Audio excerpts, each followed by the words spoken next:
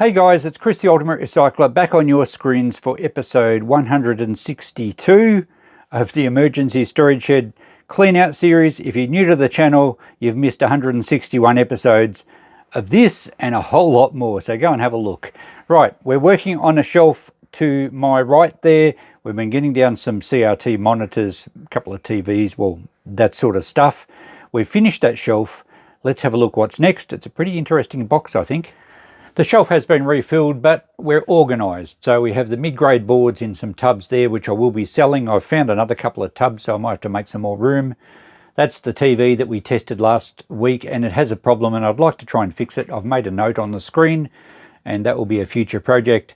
These little DVD players have come from the shop. I'm starting to sort out some electronic stuff I've had stashed at the shop, and I've been testing them. And we'll look at that in an upcoming video where I just do a day in the life of. We'll do one this week, I'm sure. They all need repair, those well, there's 4 of them, so I'll probably get to them down the track. There's the big shade from our Victorian street lamp out in the yard, which I have to get going one day, but that'll be after the after the shop is finished up. We have some empty space here, and then we move to this pile of boxes here. So we'll get the foam box in on the workbench and see what's in it. The next week then will be this big one. I have no idea what's in that one. And then we'll continue down the pile. Just interesting boxes of stuff. And once we do that pile, we won't move straight to this shelf. We'll go back and we'll zigzag along the middle shelf here. So we've got lots of boxes coming up, lots of mystery boxes. I did move that a while back and I had a look in and I remember it being interesting, but I don't remember what. Let's get it through and check it out now. Well, this box is heavy and it's glassware and crystal items, so a bit of a change from normal shed stuff and electronics. We've got to sort it out. We've got to process everything. For those that are new to the channel, you won't know, but my second-hand shop that I've been dealing in for, well, I've been doing this for 23 years in Nagambie, where we live, country Victorian town. We cater for the tourist market and we sell all sorts of stuff. I'm not just an antique shop, not just collectibles, just everything. We clean out deceased estates, or at least we used to. And a lot of this stuff got stashed aside. So we have anything, and I often say to people that we specialise in not specialising, and just create such a good feel for the shop. It's going to be a real sad day when we finally close the doors, and I know the town will miss it. We've had some great messages already. But I reckon we've got another 12 months or so in the shop before the property is sold and we have to actually close the door. In the meantime, I've got to get as much as I can out of that store shed and everywhere else fed through the shop and sold, because I don't want to have to store it somewhere. I don't want to have an auction. I just want to clear it all out through the shop, and we've got a fair bit of time, so hopefully that all goes well. Rightio, we have some glassware and crystal here. I'll show you what we got. Okay, I don't know where this come from, or at least I don't remember. It would have been out of a house or a shed we cleaned out. So there's crystal. Now that's a lamp shade. It's got a small hole in the top, and it would have gone on a crystal base with a light globe in it. And it's, I think they were called a boudoir lamp, or like a lady's sitting room or something like that. Very decorative, very nice with the crystal, and when they're clean, they absolutely sparkle as crystal does. And having a light in there would just be quite impressive. I've had them going in the shop. I've actually got a complete one at the shop I've got to fix up. So this is just the top shade. I don't think the rest of it's in here. In fact, there looks to be a few of these shades. There's another one. So they're quite heavy and thick. They are vented at the top to allow the heat to dissipate, otherwise it could fracture the crystal. And obviously the crystal wouldn't get quite so hot with the airflow. So that's another slightly different shape. I wonder if they're the same diameter. Pretty much. But I don't think we have any bases here. We have the remains of a base. It's been broken. And this has probably just been kept for the light fitting. But the actual crystal itself's no good there. Here we have another smaller one. Now that one actually doesn't have a hole in the top, but probably a very small wattage bulb would be fine in that. Okay, what else do we got? We've got some just vases, crystal vases. So they will wash up very nicely, perfectly saleable. I don't need to keep any of this. There's another nice crystal vase. And another one. Now I'm automatically running my fingers around the rim. You will notice a crack, or a chip more so, with your fingers, even though it's a scalloped edge anyway. Much easier to feel them with your finger rather than actually spot them. And when I'm picking up things at garage sales or op shops, or if I'm shopping somewhere for stock, I find I'm doing that without even noticing that I'm doing it, just to check that there's no chips. So they're all okay. Here we have a decanter as such. It looks quite an old one. It's very worn on the base. I may even have a stopper to suit that at the shop. I think there's a box of stoppers. It's a bit stained inside. Probably try and clean that up with like Sterident tablets that they use for dentures. Should clean that up okay. It's quite an old one. Hopefully I've got a top that will fit that. And that will sell for sure. What is this? I'm not totally sure. It's obviously not a vase. It's not going to hold water. Probably maybe a napkin holder would be my guess. Don't really know. If you've got any ideas, let me know in the comments. Not sure how old it is. It might even be 1980s or so. Don't know that one. I guess I could take a photo of it and ask AI or do a Google Lens search. Might give me a hint. My immediate thought though is, yeah, I don't know if it would be for napkins, serviettes. But I guess that's my only guess I've got at the moment, so we'll go with that. Okay, we have a very heavy owl. Glass owl. It's got something written on a sticker on the base. It says, design Stig a Castrad, or Castrom. Not too sure. I can't quite read the end. We'll do some checking. That's going to be a collectible piece. I'm not sure how old. I would guess by the clear sticker that it's maybe 1980s or 90s. Doesn't appear to be any damage. I guess it's maybe European or Scandinavian. Probably one of the famous glass companies. I'll do some checking on that. It could be quite a good piece. Might be worth eBaying that one. And we have some glasses here. They're marked made in Italy. They've just got embossed fruit on them. So we have 5 of them, unfortunately. So rather than saying it was a set of 6 and one got broken, we'll call it a set of 4 with a spare. I'll wash them up. They can go straight in the shop. I don't think they're worth a great deal. They're kind of retro-y. They could be 70s. So maybe we'd get, we might get $20 a set, maybe. We'll see how they clean up. And the last thing in this, oh no, there's 2 more things. We have a timber comport, table centerpiece, fruit bowl, something like that. And a heavy crystal, oh, that's a lamp base as well. Well, actually, that's the base. That's a switch. So that's the base for one of these lamps. It may have had a body and then the top, because that's a bit small for there. And that's the biggest one of these we've got. But that's certainly the base of a lamp, given that it's got a switch. Maybe it was something like that with a shade on top. Although that didn't have a shade. That would have had a normal type shade, not a crystal one. So they're obviously just bits and pieces of boudoir lamps.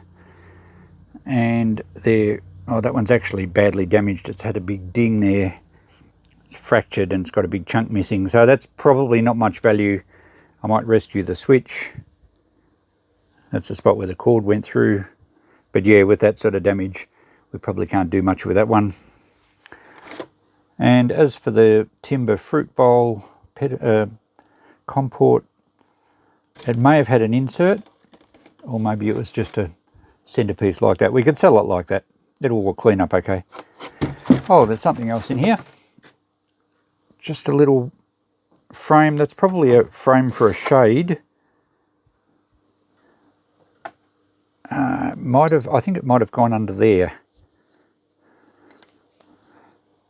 So yeah, that's on tight, but that would have gone through there and a shade would have sat over that. And someone's used one of these connectors to run a cord from the light to something else, so that doesn't actually belong with it. I'd probably just go in the brass bin. I would think that's brass, because I don't think it's worth keeping those bits and pieces. All right, well, I'll probably wash it up. I guess that's the next step, and we'll get a bit of a list and see what value we've got. I have washed all this crystal up, and it absolutely sparkles. It's actually quite satisfying washing this stuff up.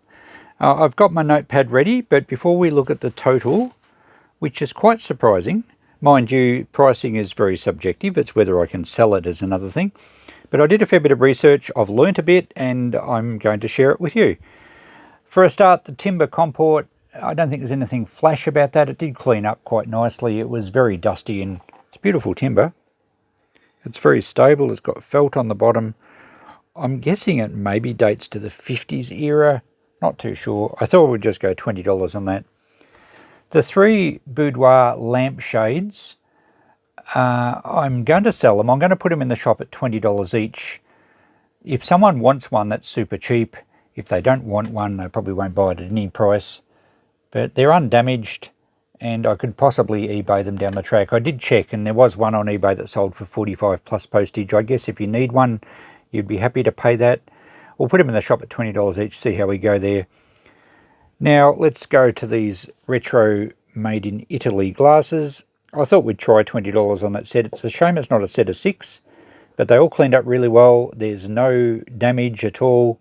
They're nice and clear. There's no staining. And the top is nicely kind of molded. It's a little ripply, but it's all very smooth. They'd be quite nice to drink out of, I would think. So we'll try $20 on those. We'll get to the decanter later. It didn't clean up, but I don't think it can. I think the colour's in the glass. We'll get back to that shortly. The owl is a Costa Boda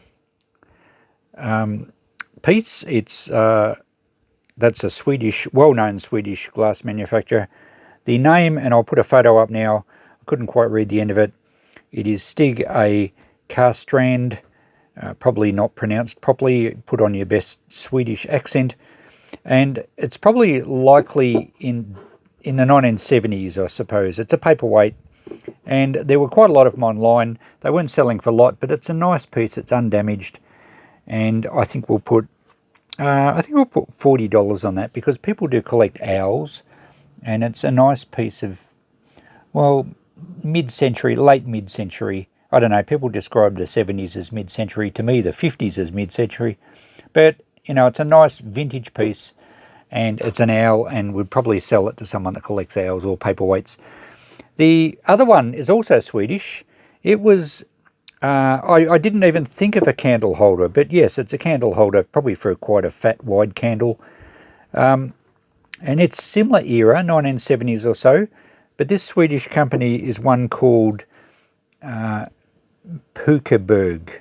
I don't know if that's pronounced properly. Pukeberg. And there were lots of these online, and some were selling, but they don't bring a great deal. I think we'll put $30 on that and see how we go.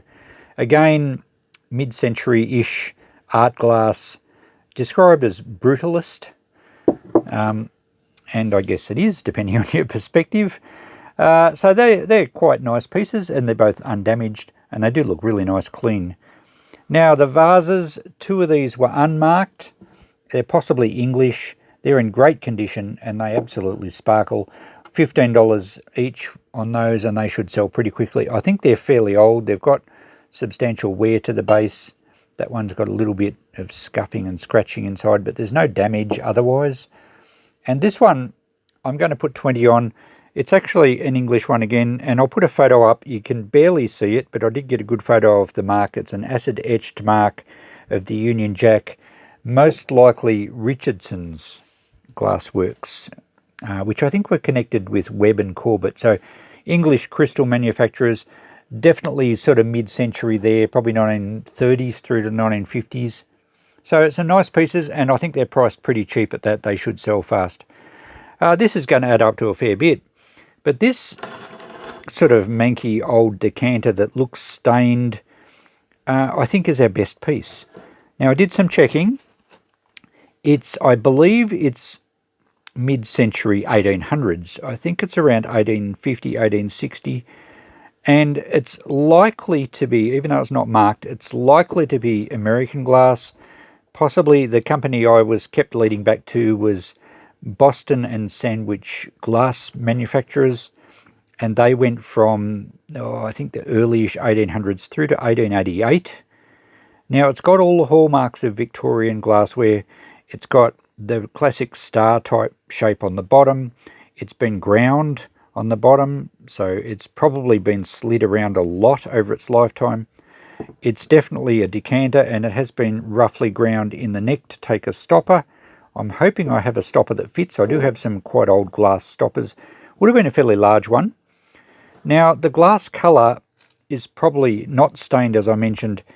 It's possibly impurities in the glass, and I was reading that back around the mid-1800s they were using lead oxide in glass, which is essentially crystal, and it gave a great clarity. Now, this obviously hasn't got it, and I do believe around the 1850s, 1860s American Civil War era, there was a shortage of lead, and consequently they couldn't get the clarity with glassware, so that's possible that it dates to the Civil War. And if we look at the top, it's actually quite uneven, and even the bottle itself, and I'm not sure if we can get a good glimpse, it leans to one side. It kind of slumps to one side, only a little bit. But it's got all the hallmarks of being a very early piece of glass, and so the colour is probably likely just impurities in the glass rather than staining. So yeah, and in the top, there's no cracks, but there are some elongated bubbles. So I think that's a really early piece of glassware. I hope I can find a suitable stopper. I have got some quite old stoppers, and hopefully one fits well enough. I'm going to put $80 on that, given that it's such an early piece of glassware. The pattern is described as waffle glass, and there was, I think, waffle and thumbprint or something like that. There were lots of variations. I did a quick search on eBay, and there were some quite similar. They were actually selling for around the 100 plus. They did have their stoppers, but some of them had a little bit of damage. So very interesting piece. It didn't, and even amongst the nice crystal, it doesn't look the pick of the bunch, but I think it's certainly the oldest, and it's likely to hold the most money. So there we go, some really interesting glassware. Let's get to the notepad after all that chatter. And the prices, as I mentioned, will give us a total of about $300. We have the broken bits over here. I will keep this lamp part. I put the shade holder on there, and I broke that off the top of the broken crystal piece, and you can see it's still got a bit of crystal in there. They were plastered on, that's why you can see that white powder there. I'll be able to dig that out if I need it, and that entire top might actually be handy when I get into some lamp restoration down the track, which I intend to. So there we go, $300 maybe, hopefully. We should go close, I reckon.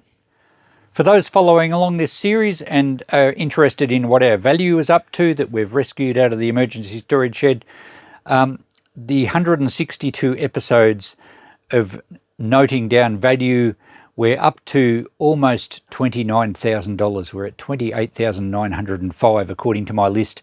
So we're really getting up there. Of course, it depends on whether we can sell it at that price. Some things I do discount. But other things we've actually got more than what I've written down if we put them on eBay, and they do better than expected. So $29,000, still got a fair bit to go. What do you reckon we'll end up at? Who knows what's in the next box? There could be an absolute treasure, or it could be a box of junk. Be sure to tune in next week and find out with me, because I don't know. We'll catch you then. Thanks for watching. Bye for now.